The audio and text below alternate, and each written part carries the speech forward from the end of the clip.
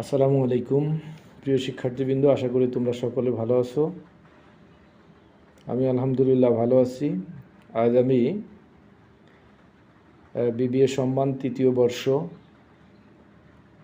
Management of accounting বিষয়ের CBP analysis থেকে একটা প্রশ্ন সমাধান করে দেখানোর চেষ্টা করব।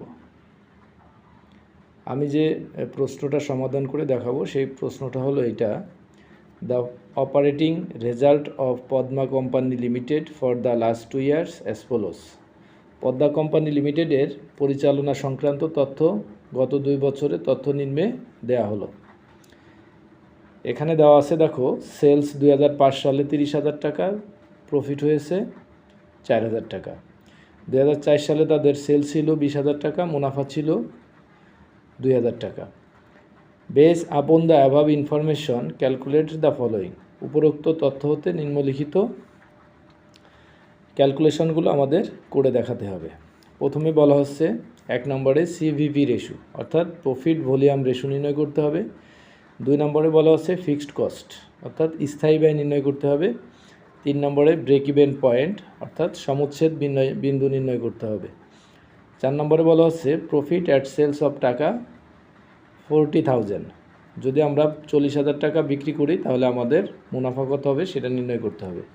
Sales to earn a profit of টাকা 5,000। আমি যদি 5,000 টাকা মুনাফা করতে চাই তাহলে আমার কত টাকা বিক্রয় করতে হবে সেটা নির্ণয় করতে হবে। প্রিয় শিক্ষার্থীবৃন্দু, চলো আমরা এখন প্রশ্নটা সমাধান করে কিভাবে সমাধান করতে হয় সেটা দেখি। প্রথমে দেখো, আমি একটা ওয়ার্কিং করেছি। এখানে দেওয়া আছে ইয়ার, সেলস এবং প্রফিট।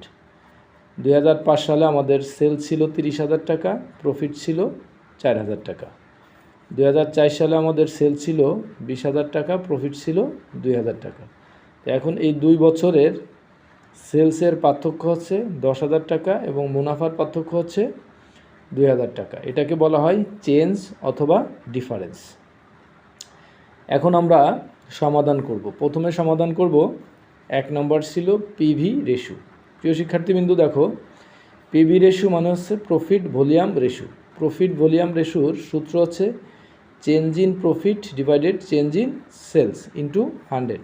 এখানে আমাদের চেঞ্জ ইন প্রফিট হয়েছে 2,000 টাকায় 2,000 টাকা লেখা হলো, আর চেঞ্জ ইন সেলস হয়েছে 10,000 টাকা, এখানে আমরা 10,000 টাকা লিখলাম। এখন আমরা গুণ ভাগ করে পেলাম কত পার্সেন্ট? 20%। অর্থাৎ উক্ত প্রতিষ্ঠানের মুনাফা উপার্জনের হার আছে 20%। তো শিক্ষার্থীবৃন্দ, আমি এখন 2 নম্বর প্রশ্নের সমাধান করব। 2 নম্বরে চেয়েছে ফিক্সড কস্ট। ফিক্সড কস্ট মানে হচ্ছে স্থায়ী ব্যয়।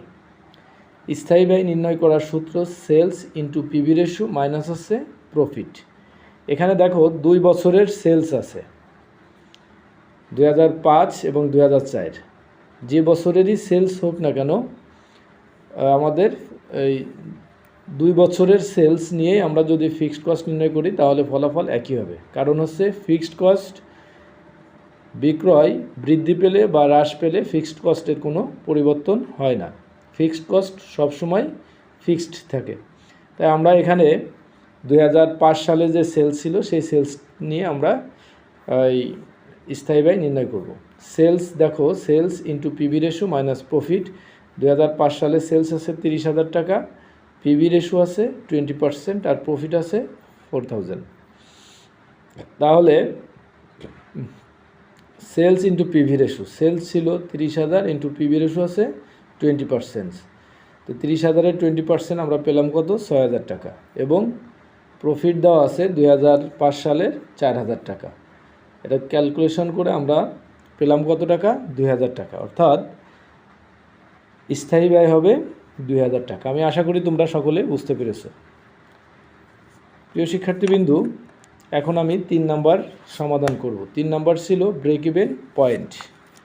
ব্রেক ইভেন পয়েন্ট মানে হচ্ছে সমচ্ছেদ বিন্দু। সমচ্ছেদ বিন্দু কাকে বলে? যে অবস্থায় কোনো প্রতিষ্ঠানের আয় এবং ব্যয় সমান হবে, অর্থাৎ কোনো লাভও হবে না, কোনো ক্ষতিও হবে না, সেটাকে বলা হচ্ছে ব্রেক ইভেন পয়েন্ট বা সমচ্ছেদ বিন্দু। তো এখানে ব্রেক ইভেন পয়েন্ট নির্ণয়ের সূত্র হচ্ছে ফিক্সড কস্ট ডিভাইডেড পিভি রেশু। প্রিয় শিক্ষার্থীবৃন্দু, দেখো আমরা অলরেডি ফিক্সড কস্ট নির্ণয় করেছি 2000 টাকা। এই ফিক্সড কস্ট এখানে 2000 টাকা লিখব। আর পিবি রেশু পেয়েছি আমরা 20%, এখানে পিবি রেশু লাগবো 20%। এটা ভাগ করে আমরা পেলাম কত টাকা? 10,000 টাকা। অর্থাৎ এই কোম্পানির ব্রেক ইভেন পয়েন্ট হবে 10,000 টাকা। অর্থাৎ 10,000 টাকা বিক্রি করলে তাদের লাভ লস কিছুই হবে না।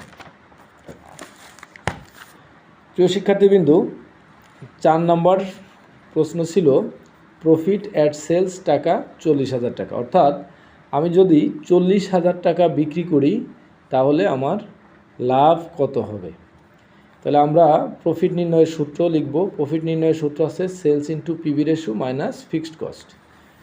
তো এখানে দেখো সেলস 40,000 টাকা, আমরা পিবি রেশু পেয়েছিলাম 20% আর ফিক্সড কস্ট পেয়েছিলাম 2,000 টাকা।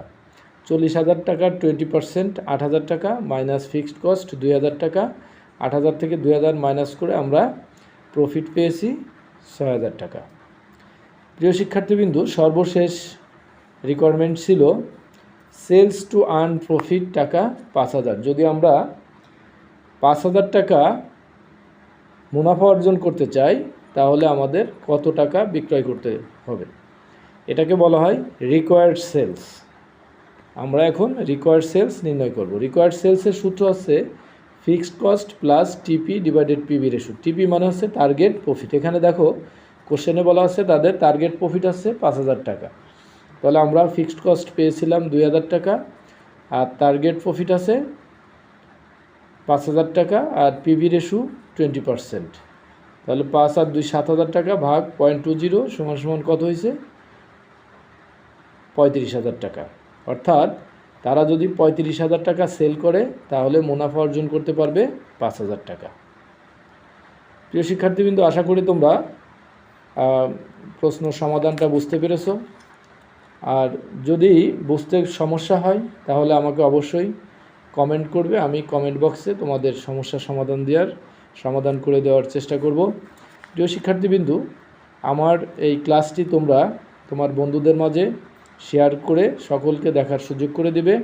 পাশাপাশি